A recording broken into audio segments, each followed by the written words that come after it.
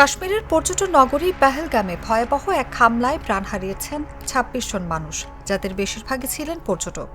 রক্তাক্ত এই ঘটনায় ভারত ও পাকিস্তানের মধ্যকার পুরনো বৈরিতা নতুন উত্তেজনা তৈরি করেছে। হামলায় দায় চাপিয়ে ভারত সরাসরি আঙুল তুলেছে পাকিস্তানের দিকে। ইসলামাবাদ পাল্টা জানিয়েছে তারা ভারতের প্রতিশোধমূলক হামলার আশঙ্কা করছে। এতেই দুই দেশের মধ্যে উত্তেজনার পারদ চড়েছে। অথচ এই দুই প্রতিবেশীর মধ্যে যুদ্ধ শুরু হলে তার প্রভাব শুধু উপমহাদেশেই নয়, পড়বে বিশ্বজুড়ে। ভারতের ওষুধ শিল্প এখন বৈশ্বিক বাজারে এক গুরুত্বপূর্ণ যোগানদাতা। তারা সস্তা জেনেরিক ওষুধের সবচেয়ে বড় রপ্তানিকারক। আবার ভারত অবস্থিত পাকিস্তানের উজানে। সিন্ধু নদের পানি নিয়ন্ত্রণ করে ভারত। পাকিস্তানের কৃষি ও বিদ্যুৎ উৎপাদনের বড় অংশ নির্ভর করে সিন্ধুর পানির উপর। পেহেলগামে হামলার পর ভারত ৬৫ বছরের পুরনো সিন্ধু পানি চুক্তি সাময়িকভাবে স্থগিত করেছে। এর ফলে দুই দেশের মধ্যকার পরিস্থিতি আরও উদ্বেগজনক অবস্থায় পৌঁছেছে। সবকিছু ছাপিয়ে শঙ্কা হলো এই দুই দেশের হাতেই আছে পারমাণবিক অস্ত্র। যদি দ্বন্দ্ব চরমে ওঠে তাহলে এই প্রথমবার ইতিহাসে পরমাণু যুদ্ধ ঘটে যেতে পারে। এই প্রেক্ষাপটে আন্তর্জাতিক গবেষণা প্রতিষ্ঠান দ্য সুইফট সেন্টার ভবিষ্যৎবাণী ও কৌশলগত বিশ্লেষণের ভিত্তিতে ৫টি গুরুত্বপূর্ণ প্রশ্নে মূল্যায়ন করেছে এই সংকট আসলে কোন দিকে গড়াতে পারে। আগামী ১৫ই মের মধ্যে ভারত পাকিস্তানের মধ্যে ১০০ জন বা তার বেশি ইউনিফর্মধারী হতাহত হবে কি? পূর্বাভাসদাতারা বলছেন এর সম্ভাবনা ৮.৫%, অর্থাৎ খুব বেশি নয়। বিশেষজ্ঞদের অনেকেই মনে করেন ২ সপ্তাহের মধ্যে বড় ধরনের রক্তক্ষয়ী যুদ্ধের সংখ্যা তুলনামূলকভাবে কম।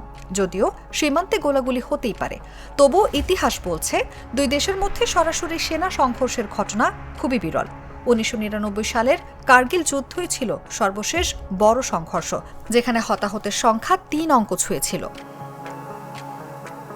তবে এবারের হামলার পর পরিস্থিতি আগের চেয়ে গুরুতর বলেই অনেকে মনে করছেন। ভারতের সরকার প্রতিশোধের ঘোষণা দিয়েছে। পাকিস্তান সেনা মোতায়েন শুরু করেছে কাশ্মীরে। একই সঙ্গে দুই দেশের জাতীয়তাবাদী উত্তেজনা, পাকিস্তানের অভ্যন্তরীণ সংকট এবং আন্তর্জাতিক মহলের নীরবতা মিলিয়ে একটি বিপজ্জনক পরিস্থিতি তৈরি হয়েছে।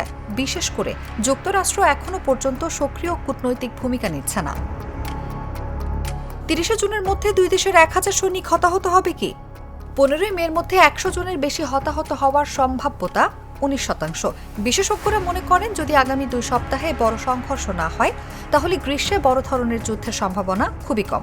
তবে যদি ১০০ জনের বেশি হতাহতের মতো ঘটনা ঘটে তাহলে তা বড় সংঘর্ষের দিকে গড়ানোর ঝুঁকি অনেক বেড়ে যাবে।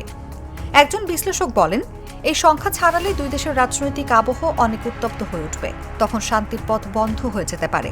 তবে কেউ কেউ আশা করছেন যে দুই দেশ পরিস্থিতি নিয়ন্ত্রণে রাখার চেষ্টা করবে। সিন্ধু পানি চুক্তি আবার পুরোপুরি কার্যকর হবে কি ৩১ ডিসেম্বরের মধ্যে? যদি দুই দেশের মধ্যে সংঘাতে ১০০ জনের কম হতাহত হয় তাহলে সম্ভাব্যতা ৬৭%। যদি ১০০ জনের বেশি হতাহত হয় তাহলে সম্ভাব্যতা ২২%। ভারত সরকার ইতিমধ্যে এই চুক্তি সাময়িকভাবে স্থগিত করেছে। অথচ এই চুক্তি ১৯৬০ সাল থেকে কার্যকর ছিল। এমনকি ১৯৬৫ ও ১৯৭১ সালের যুদ্ধেও তাতে প্রভাব পড়েনি। এবারই প্রথম তা স্থগিত হল। বিশেষজ্ঞদের মতে যদি বড় সংঘর্ষ না হয় তাহলে চুক্তি আবার সচল হতে পারে। তবে যুদ্ধ বেড়ে গেলে এই চুক্তি পুনরায় কার্যকর করা রাজনৈতিকভাবে কঠিন হয়ে যাবে। কেউ কেউ বলেন ভারত হয়তো এই চুক্তিকে বাদ দেওয়ার সুযোগ হিসেবে এই সংকটকে কাজে লাগাতে চাইছে। আবার কেউ কেউ মনে করিয়ে দেন চীন এই নদীর উৎস এলাকায় রয়েছে। এই ক্ষেত্রে চীনের প্রভাবও গুরুত্বপূর্ণ হয়ে উঠতে পারে। চলতি সালে ভারতের ওষুধ রপ্তানি কত হবে? যুদ্ধ পরিস্থিতির প্রভাব কেমন পড়বে?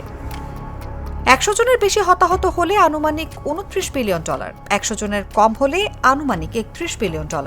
তবে বিশ্লেষকরা মনে করেন এমনকি সংঘর্ষ হলেও ভারতীয় ওষুধ রপ্তানির ওপর প্রভাব খুবই সীমিত থাকবে। যুক্তরাষ্ট্র একাই বছরে ভারতের কাছ থেকে প্রায় $৭ বিলিয়ন ওষুধ কেনে। যুদ্ধে সেই চাহিদা কমবে না। মুম্বাই বন্দর যেহেতু পাকিস্তান সীমান্ত থেকে দূরে, তাই রপ্তানির রাস্তাও নিরাপদ থাকবে বলেই মনে করছেন অনেকে। সেই তুলনায় বড় হুমকি হল যুক্তরাষ্ট্র যদি ভারতীয় ওষুধের শুল্ক বসায়। ভারত বা পাকিস্তান কি পরমাণু অস্ত্র ব্যবহার করবে এই সংঘাতে? ১০০ জনের বেশি হতাহত হলে সম্ভাব্যতা ৩.৩%। ১০০ জনের কম হলে সম্ভাব্যতা ১.৬%। সবচেয়ে ভয়ঙ্কর প্রশ্ন, কিন্তু সবচেয়ে আশ্বস্তির জবাবও এটি। বিশেষজ্ঞরা একমত যে যুদ্ধ হলেও পরমাণু অস্ত্র ব্যবহারের আশঙ্কা খুব কম, তবে সামান্য আশঙ্কাও চরম বিপজ্জনক। বিশ্লেষকরা বলেন পাকিস্তান তার সামরিক কৌশলে ছোট আকারের কৌশলগত পারমাণবিক অস্ত্র ব্যবহারের কথা বলে রেখেছে, তবে তা ঘটবে যদি তারা কোনো প্রচলিত যুদ্ধে হেরে যেতে থাকে। আবার এই অস্ত্র ব্যবহারের সিদ্ধান্ত যদি মাঠ পর্যায়ের কোনো এক পাগল মেজরের হাতে থাকে, তাহলে ভুল বোঝাবুঝির মাধ্যমে মারাত্মক কিছু ঘটেও যেতে পারে। তবু অনেকেই আশ্বস্ত করেন, কার্গিল যুদ্ধেও বহু হতাহতের পরও পরমাণু অস্ত্র ব্যবহার হয়নি, সুতরাং এই ধরনের যুদ্ধ ঠেকানো সম্ভব। তবে তারা সতর্ক করেন, কাশ্মীরের যুদ্ধ যদি সীমান্তের মানচিত্র পাল্টানোর দিকে যায়, তখন পাকিস্তান হয়তো পরমাণু অস্ত্র ব্যবহার করে ফেলতে পারে। অনুভা বিশ্বাস, জাগো নিউজ।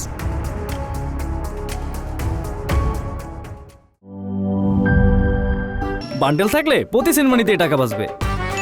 বিকাশ সেনমানি বান্ডিল কিনে জিতুন প্রতি লেনদেনে।